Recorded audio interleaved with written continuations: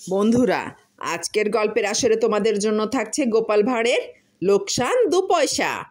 গোপাল একবার নদীর ঘাটের ইজারা নিয়েছিল। নদীর ফেরিঘাটের ইজারাদার গোপাল ভাড়া 6 পয়সা থেকে কমিয়ে 4 পয়সা করে দিলে, যাতে গরিব লোকদের উপকার হয়। সে বছর দেশের অবস্থাও খুব ভালো ছিল না বলে গোপাল এই ব্যবস্থা নিলে, যাতে গরিব লোকেরা খুশি হয়, পারাপারে যাতে সুবিধা হয়। তখন একদল ছেলে ইজারাদার গোপালের সঙ্গে দেখা করে বললে, ভাড়া কমানো মোটেই চলবে না, এতে আমাদের খুব আপত্তি আছে। ভাড়া যেমন ছিল ঠিক তেমনই থাকবে, একেবারেই কমানো চলবে না। এসব করলে একেবারে ভালো হবে না।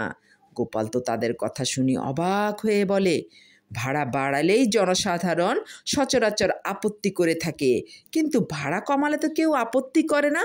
প্রথম শুনলাম আপনাদের কাছ থেকে। গোপাল তখন তাদের জিজ্ঞাসা করলে, ভাড়া কমানোতে আপনাদের এত আপত্তি কেন? লোকসান তো হবে আমার।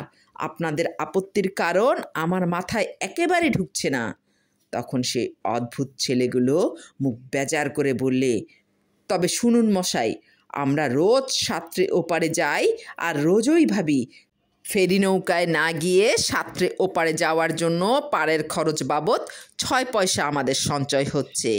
এখন আপনি 6 পয়সার জায়গায় ভাড়া 4 পয়সা করায় আমাদের যে প্রতিবারে সাঁতরে যাওয়ার জন্য মাত্র 4 পয়সা করে মনের খাতায় জমবে, তাহলে বুঝুন তো 2 পয়সা করে আমাদের লোকসান হচ্ছে।